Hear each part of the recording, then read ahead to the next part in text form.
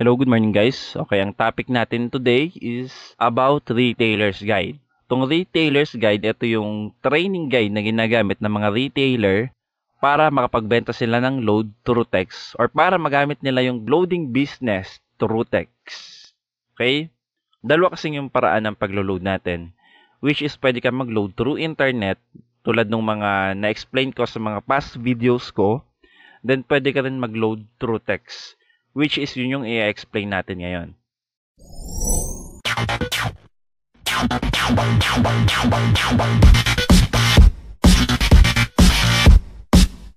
Itong retailer's guide, ito yung kulay green na training guide na marireceive ng mga dealer once na nag-franchise sila ng dealership package dito sa Prema Technologies Company. Once na mabuksan mo siya, ito yung lalabas. Okay? Sa first page, makikita mo itong technical training how to start your Premo e-loading business. Okay, para makapagsimula ka ng Premo e-loading business as a retailer, once na ma-register ka as a retailer, kailangan mo agad palitan yung password mo. And ganito yung gagawin mo. Sa first section niya, nakalagay yung how to change password. Tatype mo lang change PW, then space, old password which is 123456 ngayon, then space, new 6-digit password. Okay? Pwedeng number siya, pwedeng letter. Nasa sayo kung ano yung gusto mo. Basta much better kung 6 lang yung gamitin mo. 6-digit. Okay, then once na matype mo na siya, send mo lang sa mga load central access number. Okay, kahit sa ang load central access number, pwede mong isend itong change password request mo. The next is, sa next section, nakalagay naman dito yung how to load. Kung paano magbenta ng load. Tatype mo lang product code, space, retailer 6-digit password, space, cellphone number. Okay, that is, product code, example, Smart30 yung loloadan mo, which is ang product code niya is SM30. Okay, itong mga product code, makikita nyo siya dito sa kulay dilaw na training guide natin, which is yung product guide niya natin. Okay, nakalagay dito lahat ng product code na pwedeng ibenta ng mga retailer. Ito siya. Kung anong product yung ibebenta nyo, kukunin nyo lang yung product code, then yun yung itatype nyo. Dito sa command na to. Product code space, retailer 6-digit password, ito yung SMS password mo, then space, cellphone number ng loloadan mo. Then isesend mo lang rin siya sa load central access number. Okay, kahit saan dyan. Kung smart yung loloadan mo, maloloadan mo siya kahit sa sun mo isend, kahit sa smart mo isend, o kahit sa globe access number mo isend. Okay? Kahit anong load central access number ang gamitin mo, maloloadan mo kahit anong network yon.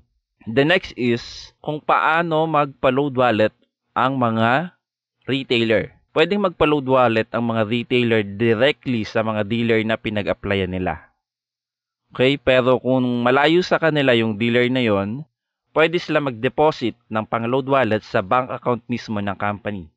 Okay, ito yung account name and account number ng Load Central. Okay, account name is Uniwis Trade Sales Inc. Account number naman is etong nasa baba. Ito yung sa BPI, BDO, Metrobank at Smart Money. Take note lang na hindi tayo nagpapa-load wallet sa bangko. Okay, nagde-deposit tayo dun sa company and yung company ang naglo-load wallet sa atin. Okay, then once na makapag-deposit tayo, ganito yung verification command para yung dineposit natin is ma-convert sa load wallet na pwede nating ibenta sa mga consumer. Ito siya. DEP capital DEP space registered name, kung ano yung pangalan na pinaregister mo dun sa dealer mo or sa company, then comma, okay. Explain muna natin to. Once na space yung nakalagay, dapat space. Once na comma, comma dapat. Okay? Hindi sila pwedeng magkapalit, hindi pwedeng magdoble. Kasi once na yung space naging comma, yung comma naging space, or nagdoble sila, hindi mababasa to ng system at hindi ma-convert yung deposit mo sa load wallet. Which is, magre-result ito ng delay. Okay? Kaya make sure na tama yung deposit command natin. Okay? Ulitin natin. DEP space, registered name. Yung registered name, ito yung name na pinaregister mo sa dealer mo. Then, comma, registered number, Ito yung number ng retailer mo. Then, comma, bank, that is BDO, BPI, or Metrobank. Pag Metrobank, ang ilalagay natin is MBTC. Okay, then comma, branch name. Normally, dito sa branch name, maraming nagkakamali. Kaya, I advise na tanungin nyo yung teller na pinagdepositan nyo kung ano yung branch name ng bankong yon. Okay, then comma, branch code. Tong branch code, makikita nyo to sa deposit slip mismo. Pwede nyo rin kayo magpaturo sa teller kung nasaan doon yung branch code. Okay, then comma, date. Tong date, dapat ganito yung format. Year muna, complete siya, 2017. Then, month, kung anong month, dapat 2 digits. Sa year, dapat 4 digits. Sa month, dapat 2 digits. Sa day, dapat 2 digits. Okay? Then, comma, time, ayan, hour, minute, seconds. Then, comma, amount. Ito yung sample text niya. Ayan. DEP space Juan de la Cruz, comma, yung registered number niya, 0917123457, comma, kaya kung mapapansin nyo, pag comma lang, wala siyang kasamang space. Kasi pag dinagdagan nyo siya ng space, hindi siya mababasa ng system. BPI, comma, Robinson's Tower, ito yung branch name, comma, then 851 FECM6, okay, ito yung branch code, comma, 2016-02-23. Okay, meaning February 23, 2016. Comma, then yung format ng oras, ayan, hour, minutes, seconds, then comma, 4,000. Okay? Once na makomplete na natin yung verification command para sa bank deposit, isesend lang siya natin dito sa 0928-508-3355. Okay, take note na hindi siya sa load central access number. Dapat dito siya sa 0928-508-3355. Ito naman yung verification command para sa Smart Money. Okay, iba kasi yung command niya sa bank deposit. DEP space, registered name mo, then comma, registered number, comma, SM, comma, reference number, makikita mo to dun sa text na na-receive mo once na nag-deposit ka sa Smart Money, comma, date, comma, time, comma, amount.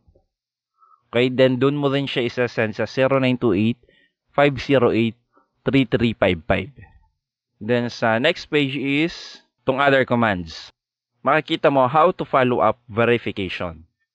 Okay, minsan kasi makaka-encounter ka na medyo tumatagal na ng 15 to 30 minutes yung load wallet deposit mo. Para may follow up mo siya, ganito lang yung gagawin mo. FF space registered number, space bank, kung anong banko yon, space date. Okay, don't forget lagi yung format. Kasi once na mali yung format mo ng date or time, hindi yun mapaprocess ng load central. Okay, then space time. Send to 0928-508-3355. The next section naman is how to balance inquiry. Sa pagbabalance inquiry, pwede natin to gawin ng 5 beses lang sa loob ng isang araw. Hindi naman natin siya kailangan palaging gawin dahil once na nagbenta tayo ng load, may nare-receive tayong text or confirmation text na naloadan na natin yung nagpa-load sa atin and included na dun yung balance. Kaya hindi mo na kailangang mag-balance inquiry every time. Pero once na kailangan mo mag-balance, 5 times mo lang siya pwede gawin sa loob ng isang araw. Kaya ganito yung command niya. BAL space 6-digit password. Yan, ganun lang. Then send to load central access number. Okay, dito sa next section naman is to how to reset password. Minsan, makaka-encounter ka sa web tool mo na hindi ka maka-login dahil mali yung username. Okay? Mali yung username, nalimutan mo or napalitan mo na hindi mo na natandaan, papalitan mo lang siya. Tatype mo lang reset space FL kung FL yung papalitan mo. That means first level or SL kung second level yung papalitan mo. Okay, ano ba yung pagkakaiba ng FL tsaka SL? Once na ang papalitan mo ay yung SMS password, ang itatype mo FL. Okay, kung gusto mong i-reset, kung nalimutan mo yung SMS password mo, yung password through text, reset space FL yung itatype mo. Then, kung ang nalimutan mo naman ay yung password mo sa webtool or sa loadcentral.net or sa internet, ang itatype mo ay reset space SL. Okay, then send to 0928-506-7310. Okay, note na ang pagpapareset lang ng password ay tuwing Monday to Friday lang, 9 a.m. to 6 p.m. May time naman na naglalak yung account mo sa internet or sa loadcentral.net. Okay, para ma-unlock mo siya, itatype mo lang unlock space, then yung 6-digit password mo or yung SMS password mo. Okay, then send to Load Central access number. Para naman sa webtool, pwede nung panoorin yung isang video ko sa aking channel para malaman nyo kung paano gamitin yung paglo-load gamit yung internet. Then sa last page is tong customer care service. Makikita nyo dito yung text hotline natin, yung customer service. Ito siya, 0928-506-7310. Pwede nyo itong i-text kung sakaling naka-encounter kayo ng problema sa paglo-load or kung may question kayo at kailangan nyo ng advice nila. Then sa deposit verification naman, itong 0928-508-3355, pwede nyo itong i-text kung naka-encounter kayo ng delay sa load wallet na dineposit nyo. Then sa email and chats naman, ito sila. Sa customer support, pwede nyong i-email help@loadcentral.com.ph, and kung may hangout kayo, new.acct.lc@gmail.com. Sa sales naman, sales@loadcentral.com.ph. Sa office, admin@loadcentral.com.ph. Ayan. Then, ito yung mga pwede nyong tawagan once na may inquiries kayo o may gusto kayong malaman about dun sa Load Central. Ang office hours ng customer service natin is tuwing 9 a.m. to 10 p.m. lang Monday to Friday, 9 a.m. to 9:30 p.m. pag Saturday, and 10 a.m. to 6 p.m. Sunday. Dun sa labas ng hour range na ito o sa oras na ito, hindi na tayo pwede mag-consult sa kanila dahil wala na sila dun sa office. Then, ito naman yung mga access number ng Load Central. Ito siya. Ang main SMS Center gateway natin ay Suncell. Okay, pero kahit Smart, Globe, TM, TNT ka, ABS-CBN Mobile, Red Mobile, pwede kayo mag-text dito. Okay, make sure lang na naka-unlimited kayo or naka-all text para hindi mabawasan yung regular load nyo. Then, ito pa yung ibang access number. Okay, meron pa tayong mga access number. Just message me para ma-send ko sa inyo privately. Or pwede nyo rin itong i-share sa internet. Then, that's all for today.